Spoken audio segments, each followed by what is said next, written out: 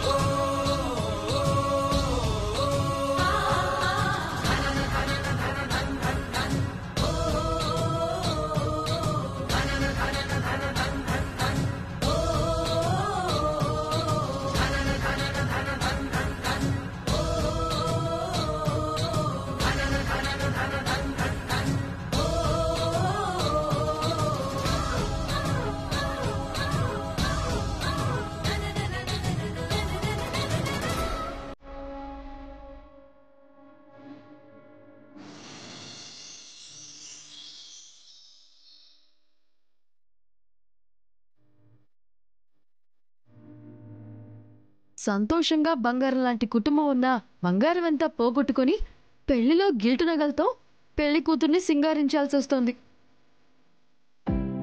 ఇంట్లో అందరి మనసులు బంగారం లాంటివి అయినప్పుడు ఒంటి మీద బంగారం అయితే ఏంటి, గిల్ట్ అయితే ఏంటి? అయినా ఇయాల రేపు అందరూ ఫ్యాషన్ కోసం గిసువంటి నగలే వేసుకుంటున్నారు. రామరాజు గారి ఇంటి నీళ్లు నీకు బాగా వంట పట్టినట్టున్నాయి. అలంకారాలు ఆడంబరాల కంటే అభిమానాలకి ఎక్కువగా విలువిస్తున్నావు.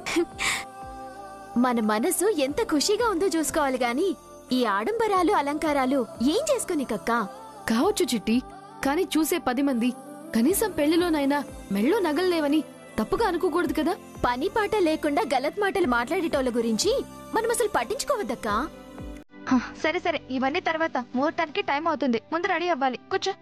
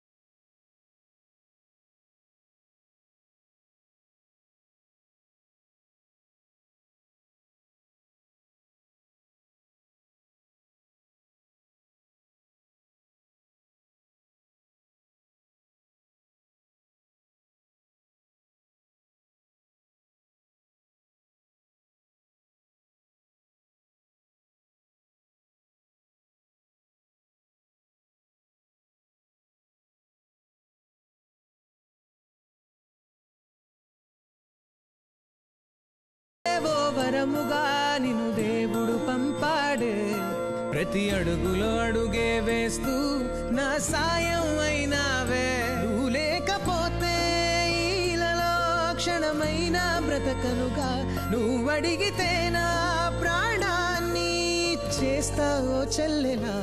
నీ చెల్లి పెళ్ళంటే ఖుషిగుండాలి గాని కళ్ళల్లో నీళ్లు పెడుతున్నవేందన్నా? ఇది బాధగా సిటీ, ఆనందంతో వచ్చిన కన్నీళ్ళమ్మ.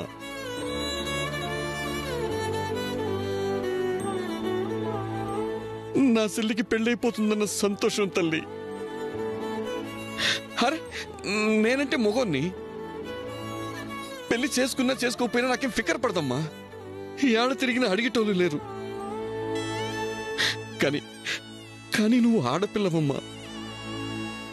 నిన్ను ఇంటిదాన్ని ఎట్ట చేయాలని కింద మింద పడినా.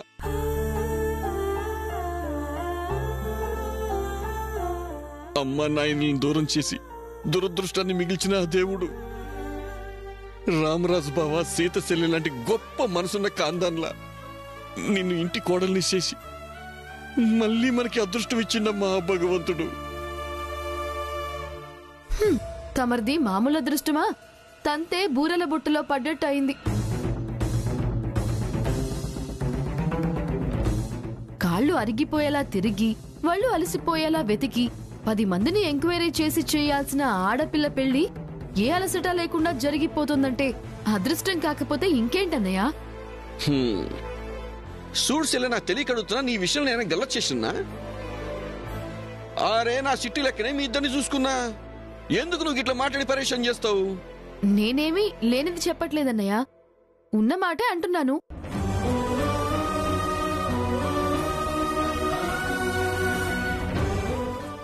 లక్షల్లో లాంఛనాలు ఇవ్వాల్సిన అవసరం లేదు, కానీ కట్నమిచ్చే అవసరమూ లేదు. అప్పగింతలు చేసి ఆడపిల్లను సాగనంపాల్సిన పని కూడా లేదు.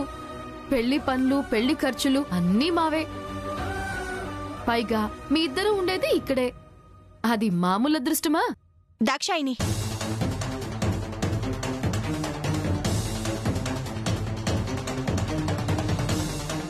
శుభమా అని ఆడపిల్ల పెళ్లి జరుగుతూ ఉంటే మనసుకి కష్టం కలిగించే మాటలు మాట్లాడడం ఏవైనా పద్ధతిగా ఉందా దాక్షాయిని?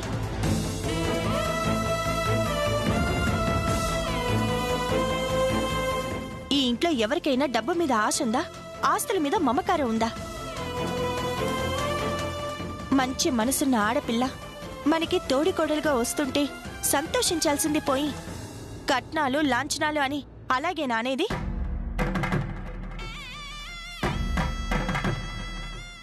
దాక్షాయణి అన్న దాంట్లో కూడా నిజం ఉన్నది కదా చెల్లె. ఆడపిల్లని ఇచ్చుకునే ఇంట్లో ₹1 కట్నం కూడా ఇచ్చుకోలేని బేకార్ గాని కదమ్మా నేను.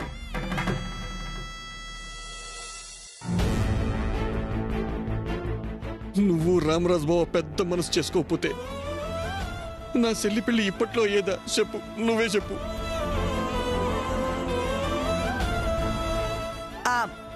అన్నయ్య, అలా అని తప్పించుకుందాం అనుకుంటున్నావా ఏంటి? రేపు నీకు మేనకొడలో మేనల్లుడో పుడితే చేయాల్సిన తతంగం అంతా నీ చేతుల మీదుగానే జరగాలి.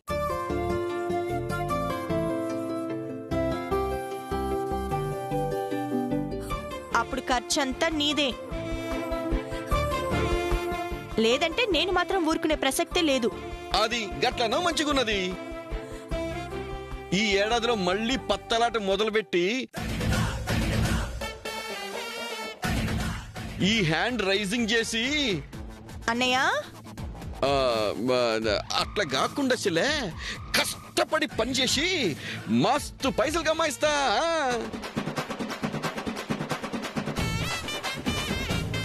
నిజం చెల్లె. ఏం చెల్లె గట్ట చూస్తున్నావు? నిజం చెప్తున్నా. అరే నవ్వుర్రీ నవ్వుర్రీ.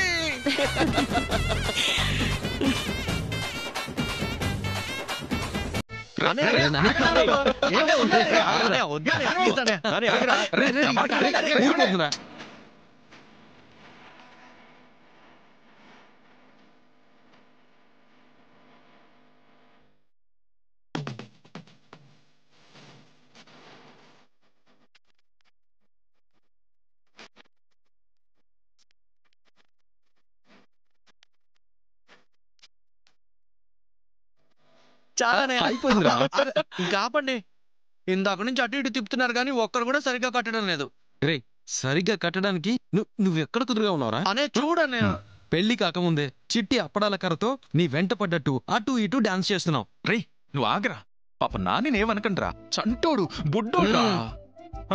అది కూడా మొదటిసారి పెళ్లి చేసుకుంటున్నాడు. పెళ్ళయ్యాక చిట్టి కొట్టే విషయం నిజమే అయినా ఇప్పటి నుంచి ఆ విషయం గుర్తు చేసి వాడిని భయపెట్టుకురా. శంకరయ్య నువ్వు కూడానా? నాయనబాబు వీళ్ళిద్దరు అన్నంత మాత్రాన చిట్టమ్మ గారు అప్పడాల గారితో మిమ్మల్ని కొడతారండి? అలా చెప్పు మారుతి. చెప్పిన మాట వినపోతే చీపురు తిరగేస్తుంది అంతే. మారుతి నిన్ను చాలు కానీ రా కూర్చో. రా కూర్చోరా.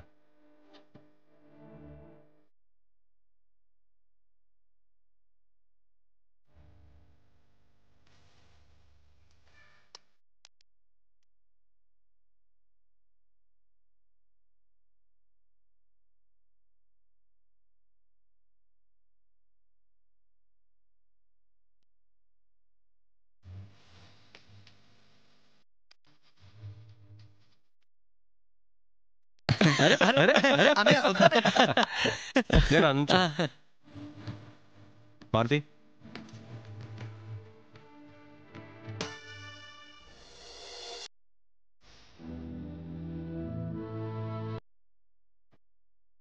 అనయ్య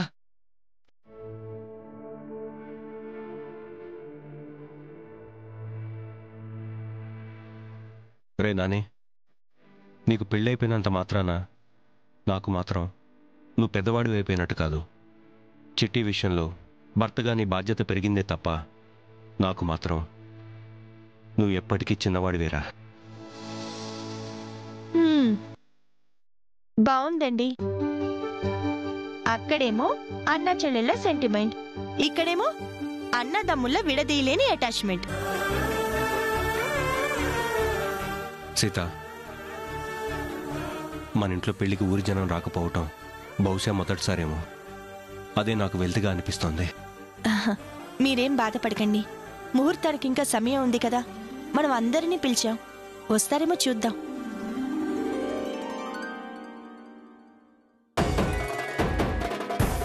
రేయ్, రామరాజు గారి ఇంట్లో పెళ్ళంటే ఎవర్రా మన్నాపేది? ఏ డ్రైవర్ పోనే.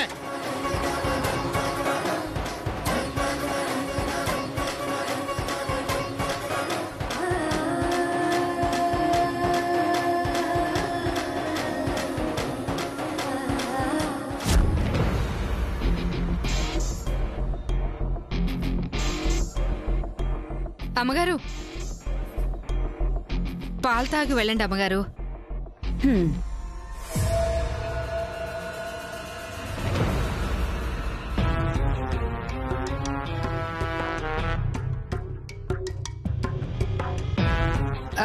అమ్మగారు, వెళ్ళేటప్పుడు ఎక్కడికి అని అడగకూడదంటారు, కానీ పొద్దున్నే ఏదో ఫంక్షన్కి వెళ్తున్నట్టు రెడీ అయి వెళ్తున్నారు. ఎక్కడికి వెళ్తున్నారు అమ్మగారు? పెళ్లికెళ్తున్నా నాగమణి. పెళ్లికా? ఎవరిదమ్మగారు? అదేంటి నాగమణి, మర్చిపోయావా? ఈరోజు రామరాజు ఆఖరి తమ్ముడి పెళ్లి కదా.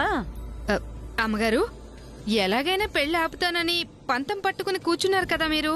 దగ్గరుండి అక్షింతలు వేసి దీవించడానికి వెళ్తున్నారా మీరు? ఓ సిప్పిచ్చిదానా, నేనేంటో తెలిసి కూడా అలా ఎలా అడుగుతున్నావే? దగ్గరుండి మరీ పెళ్లి ఆపడానికి వెళ్తున్నాను. సీతని చంపడానికి నీతో ఒక ప్రయత్నం చేయించాను, అది మిస్ అయింది. పెళ్లి ఆపడానికి అప్పుల వాళ్ళని ఉసిగొలిపాను. వాళ్ళు ఎంతవరకు సమర్థవంతంగా పనిచేస్తారో తెలీదు. అందుకే నేనే నేరుగా బయలుదేరాను. ఏదో ఒక విధంగా పెళ్లి ఆపి ఆనందంతో తిరిగొస్తాను. అమ్మగారు, మీరు మొదట్నుంచి పెళ్లాపడానికి ప్రయత్నం చేస్తున్నారని వాళ్ళకి తెలుసు కదా. అలాంటప్పుడు మిమ్మల్ని రానిస్తారా? అయ్యో పిచ్చి నాగమణి, రానివ్వడమేంటి? ఆహ్వానించి మర్యాదలు చేస్తారు. చేసేలా చేస్తాను. వస్తాను. బండి తీయండ్రా.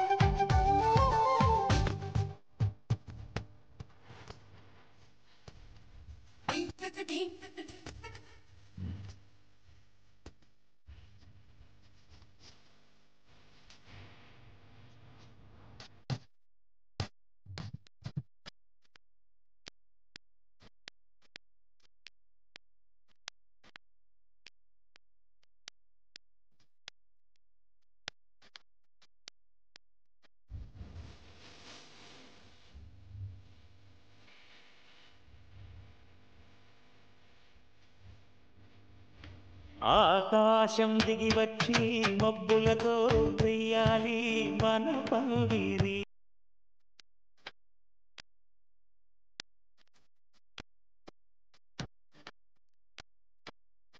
మా ఇళ్ళ రేత మా వెళ్ళ తోరణాలన్నీ పెళ్లి శుభలేఖలే.